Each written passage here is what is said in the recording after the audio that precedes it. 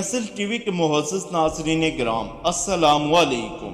دوستو، آج ہم ہزاروں سال قبل جزیرے عرب کے جنوبی علاقوں میں اور یمن کے گرد و نواح میں ایک شہر آباد تھا جس کو سبا کہتے تھے۔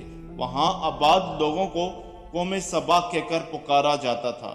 یہ لوگ نہایت رحمتوں اور راحتوں میں تھے، مگر یہ قوم شرک میں مبتلا تھی اور سورج کی پوجا کیا کرتی تھی۔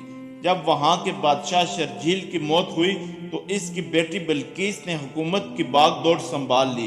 بعض مصنفین نے لکھا ہے بلقیس کے والدین میں سے ایک جنات میں سے تھے، مگر اس نظریے کی کوئی باقاعدہ دلیل نہیں ملتی۔ بلقیس ایک قابل عورت تھی۔ اس نے 9 سال نہایت خوبصورتی سے حکومت کی اور دنیا کے بیشتر علاقوں میں جو تجارت ہوتی تھی وہ سوایوں کے ہاتھوں میں ہوتی تھی۔ یہی وجہ تھی قوم نہایت دولت مند تھی، مگر یہ زمانہ تھا جب مشرق سے مغرب تک عظیم مہت بادشاہ کی حکومت اور جاہ و جلال کا ڈنکا بجتا تھا، جسے تاریخ میں سلمان ابن داؤد کے نام سے جانا جاتا ہے۔ حضرت سلمان علیہ السلام کی حکومت دنیا کے بیشتر ممالک میں تھی، جس کا دارالخلافہ یرو اشرف تھا۔ آپ کا ہوا، جن، پرند اور جانوروں پر حکمرانی عطا کی گئی تھی۔ ایک دن کا واقعہ ہے، حضرت سلمان علیہ السلام کے دربار لگایا گیا۔ جنوں، انس اور جنوات سب حاضر تھے، مگر ان کا چہتا پرندہ غدغد غائب تھا۔ آپ نے پوچھا غدغد کہاں ہے؟ وہ نظر نہیں آیا۔ سلمان علیہ السلام نے فرمایا اگر وہ اپنی غیر حاضری کی کوئی مناسب وجہ پیش نہ کر سکا اسے ذبح کر دیا جائے گا۔ ابھی یہ گفتگو ہو رہی تھی، غدغد حاضر ہو گیا۔ آپ نے دریافت کیا تم کہاں تھے؟ غدغد نے بڑے احترام سے جواب دیا، اے اللہ کے پیغمبر، میں اڑتے اڑتے ایک ایسے ملک میں پہنچ گیا جہاں لوگ شرک میں مبتلا ہیں۔ وہ آگ اور سورج کی پوجا کرتے ہیں۔ ان کی ایک رانی ہے جسے بلقیس کے نام سے پکارتے ہیں۔ وہ ایک بہت بڑے تخت پر بیٹھ کر حکومت کرتی ہے۔ اس کے تخت پر قیمتی ہیرے اور جواہرات لال زمرد جڑے ہوئے ہیں۔ اس کے پاس تمام سامان آسائش اور نمائش کا موجود ہے۔ حضرت سلمان علیہ السلام نے کہا اگر تمہاری بات سچ ہے تو تم میرا خط اس ملکہ تک پہنچاؤ اور خط پہنچانے کے بعد سنو وہ کیا رد عمل تیار کرتی ہے اور پھر آ کر مجھے خبر دینا۔ حضرت سلمان علیہ السلام نے خط روانہ کیا۔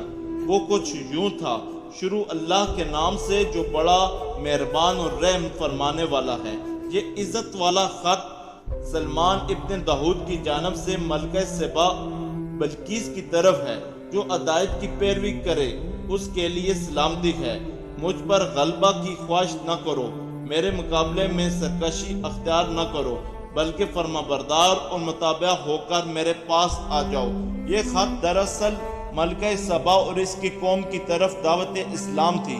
غدغد نے یہ خط دراصل ملکہ بلقیس کی گود میں گرا دیا تھا۔ ملکہ کے دربار میں اس وقت 300 سردار بیٹھے ہوئے تھے۔ انہوں نے یہ خط پڑھا، طیش میں آ گئے اور کہنے لگے یہ ہماری توہین ہے، مگر ملکہ بہت سمجھدار تھی۔ اس نے انہیں سمجھایا اور ملکہ نے کہا خط سے پتہ چل رہا ہے خدا کا کوئی پیغمبر ہے، اچھا ہمیں حکمت سے کام لینا ہوگا۔ اس نے کہا میں حضرت سلمان علیہ السلام کے لیے تحفہ بھیجتی ہوں، اگر انہوں نے قبول کر لیا تو بادشاہ ہے تو میں اس سے جنگ کروں گی۔ غدغد نے یہ بات سن رہا تھا، اس نے آ کر حضرت سلمان علیہ السلام کو ساری بات بتا دی۔ حضرت سلمان علیہ السلام نے جنات کو حکم دیا شہر میں داخل ہونے والے راستے پر سونے چاندی کی اینٹوں کا فرش بچھایا جائے، راستے کے دونوں جانب سونے سے بنے جانور کھڑے کر دیے جائیں، گزرا تمام نشستوں کو سونے کا کر دیا جائے، دربار کو ہیرے اور جواہرات سے سجایا جائے۔ حضرت سلمان علیہ السلام کے لیے طائف روانہ کیے، جن میں سونے کی اینٹیں، ہیرے، جواہرات، غلام، کنیزیں اور ملکہ کا خط بھی تھا۔ قاصد حضرت سلمان علیہ السلام کے دربار میں پہنچے، انہوں نے یہ سب دیکھا اور شرمندہ ہوئے۔ حضرت سلمان علیہ السلام نے قاصدوں سے کہا کیا تم میری مدد مال و دولت سے کرنا چاہتے ہو؟ مگر دیکھو جو اللہ نے مجھے دے رکھا ہے وہ اس سے زیادہ ہے، لہٰذا تمہارا تحفہ تمہیں ہی مبارک ہو۔ تم اپنے طائف کے ساتھ واپس جاؤ اور تم اپنی ملکہ کو کہو انتظار کرے، ہم ایک زبردست لشکر لے کر آئیں گے۔ جب یہ خبر ملکہ بلقیس تک پہنچی تو وہ سمجھ گئی واقعی اللہ کے نبی ہیں۔ میں جنگ کے بجائے حضرت سلمان علیہ السلام کے دربار میں پیش ہو کر اطاعت کا فیصلہ کیا ہے۔ جب حضرت سلمان علیہ السلام تک یہ پیغام پہنچا تو آپ نے اپنے درباریوں سے پوچھا، تم میں سے کون ہے جو ان کے آنے سے پہلے ملکہ کا تخت میرے پاس اٹھا کر لے آئے؟ ایک دیو جن نے کہا، آپ کے دربار کو برخاست کرنے سے پہلے میں اسے لا سکتا ہوں، میں اس کام کی پوری قوت رکھتا ہوں اور میں ایماندار بھی ہوں۔ پھر ایک شخص جس کے پاس کتاب کا علم تھا اس نے کہا، میں تخت کو آپ کے پلک جھپکنے سے پہلے لا دوں گا۔ پھر حضرت سلمان علیہ السلام نے اس تخت کو اپنے پاس رکھا ہوا دیکھا، وہ پکار اٹھے، یہ میرے پروردگار کا فضل ہے۔ مفسرین کے مطابق اس شخص کا نام آصف تھا اور اس تخت کی لمبائی 80 ہاتھ